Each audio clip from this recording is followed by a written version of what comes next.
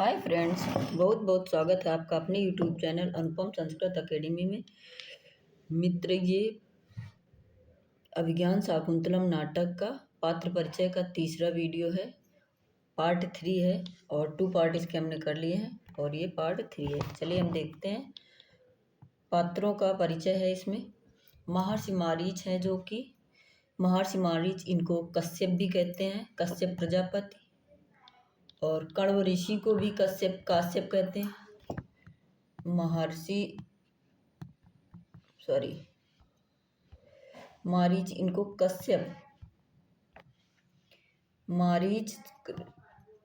मारीच को क्या बोलते हैं? कश्यप है ये।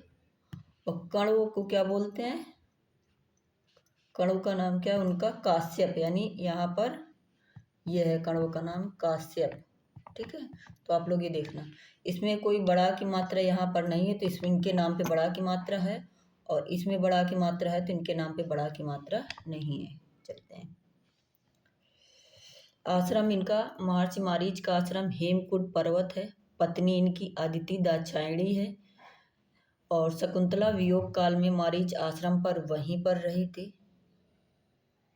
मारीच आश्रम पर सर्वदमन का जन्म हुआ था।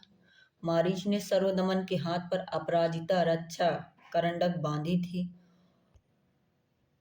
सप्तम अंक में दुष्यंत, शकुंतला व भरत का मिलन मारीच आश्रम पर ही होता है।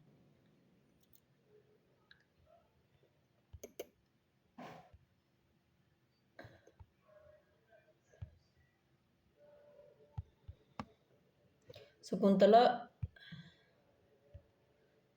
ठीक है, यहाँ से देखते हैं। शकुंतला को दुर्वासा के शाप की जानकारी 7वें अंक में मारीच ने शकुंतला को दी। तो शकुंतला को दुर्वासा के शाप की जानकारी कौन से अंक में होती है? वो 7वें अंक में किसने दी थी? मारीच ऋषि ने दी थी। और गालव कौन था? ये महर्षि मारीच का शिष्य था। महर्षि मारीच गालव के माध्यम से कण्व के पास दुष्यंत, शकुंतला, सर्वदमन के मिलन का समाचार भिजवाते हैं। सूत कौन था? सारथी था। और भद्रसेन सेनापति दुष्यंत का था। और रैवतक जो था ये द्वारपाल था। पूछा जा सकता है रैवतक कौन था? ये द्वारपाल था। करभक जो है ये राजमाता का संदेश लाता है दुष्यंत के पास।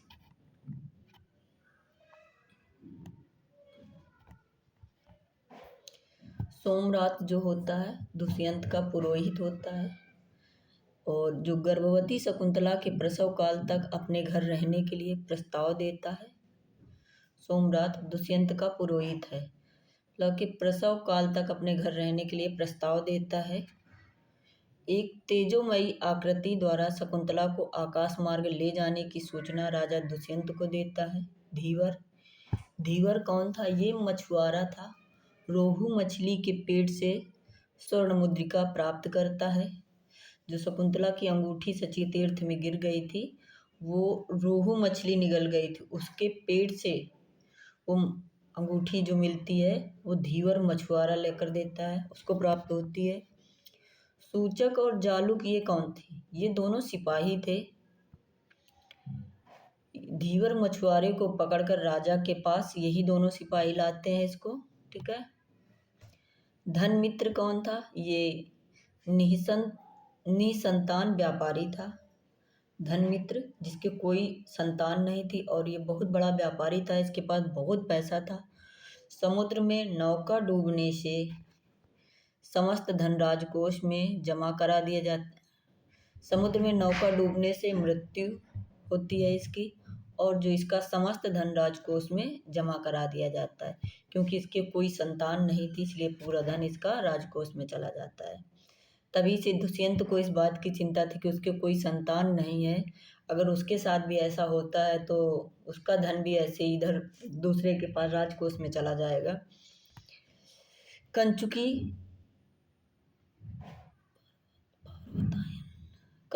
कंचुकी जो पार्वतायन, वृद्ध ब्राह्मण यानी वातायन भी इसको बोलते हैं।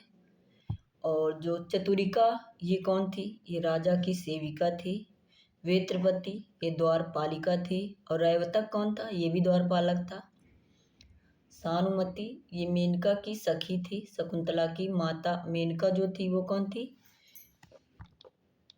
मेनका जो थी ये शकुंतला की माता थी। छठे अंक में राजा की मन स्थिति जानने के लिए आती है। कौन आती है राजा की मन स्थिति जानने के लिए छठे अंक में? सानुमति। तो अब क्वेश्चन पूछ जा सकते कि छठे राजा की मन स्थिति जानने के लिए कौन आता है? सानुमति। किस अंक में आती है? छठे अंक में आती है। ठीक है।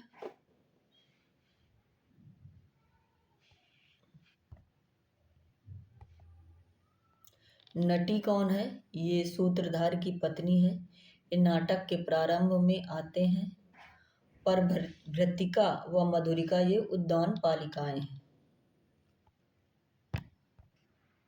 और मातल ये इंद्र का सारथी है। दुर्वासा शकुंतला को शाप देने वाले। दुर्वासा कौन है? ये शकुंतला को शाप देने वाले ऋषि हैं। ठीक है। और आज हम देखते हैं इनका अंक विभाजन भी देखते हैं। प्रथम अंक में क्या होता है? प्रथम अंक में जो होता है, प्रथम अंक का नाम भी होता है आश्रम प्रवेश। और प्रथम अंक का नाम आश्रम प्रवेश होता है और द्वितीय अंक का नाम आश्रम निवेश होता है। तो प्रथम अंक में क्या होता है? राजा दुष्यंत का प्रवेश प्रथम अंक में ही होता है। ठीक है। द्वितीय अंक में आश्रम निवेश, राजा दुष्यंत का आश्रम पर ठहरना। दूसरे अंक में ही राजा दुष्यंत आश्रम पर ठहरते हैं। और इसके बाद तृतीय अंक जो होता है ये मिलन अंक है। दुष्यंत और शकुंतला का मिलन तीसरे अंक में ही होता है। और चतुर्थ अंक में क्या है? चतुर्थ अंक जो विदाई है ये सर्वश्रेष्ठ है। इसमें करुण रस प्रधान है। वैसे तो पूरे नाटक में श्रृंगार रस प्रधान नाटक है। और जो पंचम अंक का नाम प्रत्याख्यान है, जो पूछा भी जाता है, कई बार पूछा गया है। पंचम अंकों के नाम पूछे जाते हैं और राजा पहचानने से मना करता है।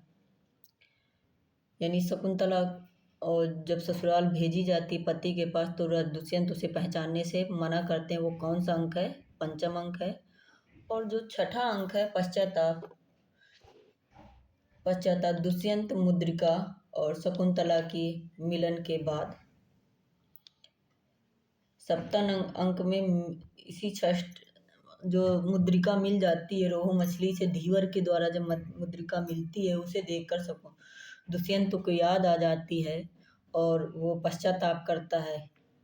वो छठा अंक है। और सप्तम अंक में पुनर्मिलन, ये तीनों का मिलन कहाँ होता है? ये मारीच के आश्रम पर होता है। आश्रम में तीनों का मिलन, पुत्र, पिता और पत्नी। आज यहीं तक। धन्यवाद। आप हमारे चैनल को अनुपम संस्कृत अकेडमी को लाइक, सब्सक्राइब और शेयर करें। अगर हमारे चैनल पर नए हैं तो हमारे चैनल को सब्सक्राइब कर लें। धन्यवाद।